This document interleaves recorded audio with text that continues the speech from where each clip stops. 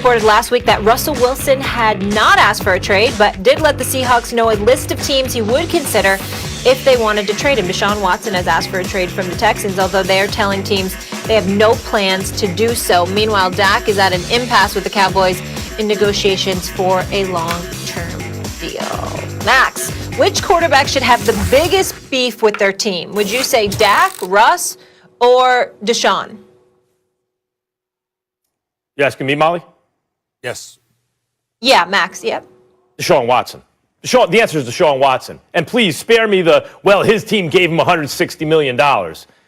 Any team in the league, yes, including Jerry Jones and the Dallas Cowboys, was going to give Deshaun Watson all that money because unlike Dak Prescott, he's not a good quarterback who you're hoping might become great, but represents the franchise well and all that stuff. He represents the franchise well and all that stuff, but he's a great quarterback right now. And maybe he's not even in his prime yet. Deshaun Watson is exactly who you want as quarterback if you don't have Patrick Mahomes. Like in the entire league when you factor in age and everything. This is the dude you want. Every team was going to pay him. Every team. He owes no special allegiance to the Texans because they happen to be the team that drafted him. Why does Deshaun Watson want out in the first place? Because he was lied to. I mean, forget about the fact that they trade DeAndre Hopkins. He finds out about it after the fact, right? That's his dude. That's one of the best receivers in football. And they're boys on top of it. But then you promise him. You sit down and promise him after you fire Bill O'Brien, reportedly, you promise him that he will have input into the coaching and the GM search, right? And did he? No, it was completely ignored. In fact, the Texans, McNair paid search firms to find candidates. And when those candidates came back, and by the way, some of them were not white, they were all rejected in favor of the guy really running the entire show right now, Jack Easterby, who was formerly the team's chaplain. That's the guy running the show, and that's the guy apparently the force behind pushing DeAndre Hopkins out the door. And Jack Easterby may have been an amazing chaplain. I don't know that qualifies him to run an NFL team. You know, you can have a dentist you really like, but you're not going to have him, do your taxes necessarily, right? So I think that Deshaun Watson is in the situation where he actually is the guy with the biggest legitimate beef. He is in a losing situation, and that's not going to turn around by the looks of things anytime soon. Max Kellerman, believe it or not, easy answers would be Watson, obviously Dak Prescott because of the way he feels, the lack of appreciation and respect, and as well he should. But believe it or not, at this particular moment, for this day, I'm going to actually go with Russell Wilson. And I'm going to tell you why I'm going to go with Russell Wilson. Because look at all he's done and all he's accomplished. You do get to a point, and I'm very serious when I say this, Max. Excuse me. Think about what we just finished talking about in terms of black coaches. Well, now, Max, let's expand that conversation. Not that it has anything to do with it, but I'm just talking about as a black man how you feel. If you're Russell Wilson, you can reach a point where, what more can I do? I've been a model citizen. I don't get in any trouble. I represent this organization with sheer perfection. Go Hawks is the period to every sentence that comes out of my mouth during every interview. I've gone to 2 Super Bowls. I've won a Super Bowl title. I've carried this franchise on my back. You've got a very workable contract situation with me. And all I did was walk into your office and talk to you about how can we prevent me from getting hit. I've been sacked 394 times, okay, over my career. I've been hit over 1,100 times. I'm starting to feel it. Could you help me here? And he ends up walking out of the office disgusted and feeling like he was summarily dismissed and not listened to, if you believe the reports. I haven't spoken to Pete Carroll or anybody. I don't know. I'm only going by the report, so I think it's important to say that.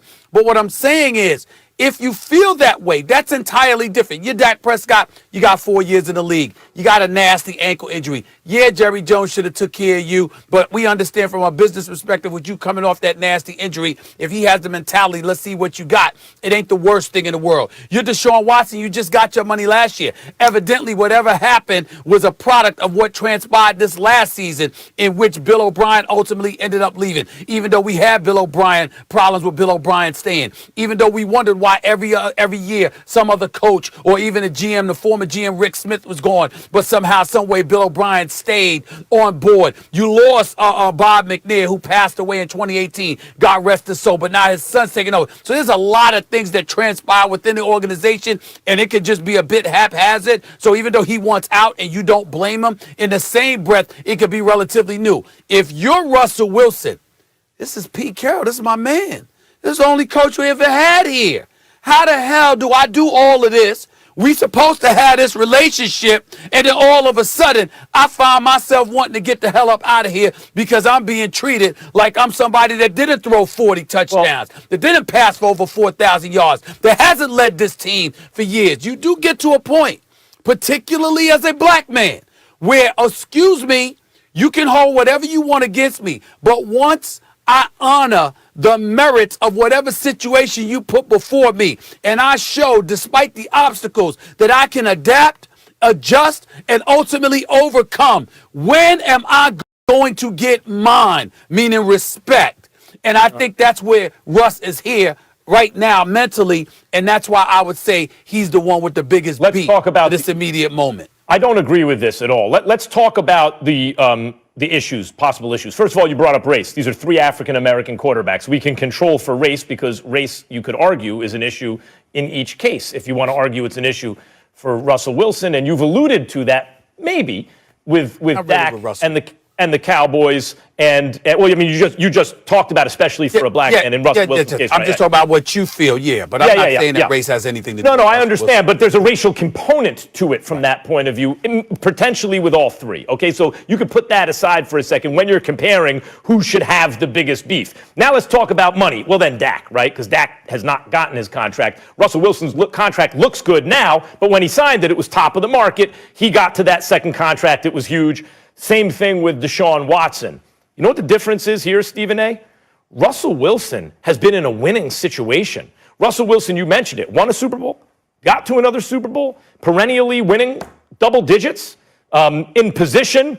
I think if Jamal Adams had been healthy this year, they'd have had a good chance to make a little playoff run. You know, that's not Deshaun Watson. In certain respects, it's a similar situation, but Deshaun Watson's in a losing position. And even when they were winning, Stephen A., it was so much about what Deshaun Watson was doing. It was so much Deshaun. And then they have a 4-win season, and it's because they make bonehead after bonehead decision in the front office where it's not like we're looking back now and saying, you know, in retrospect, that was a bad idea. When they made the decisions, they're like, what are they doing? And then it panned out that way. So Russell Wilson, say what you will, he knows he's going to the playoffs, and he knows it in Seattle, and maybe he might make a Super Bowl. Deshaun Watson sitting there going, yo, I got no shot in this place. And what's crazy to me, Stephen A., is since he wants out no matter what, their only chance to really rebuild that thing is to trade him, get at least 3 first-round picks, and get to work. And my response to you is you would need to listen to the question. The question is the biggest beef. I understand that he's in a situation where he can't win football games. I get that.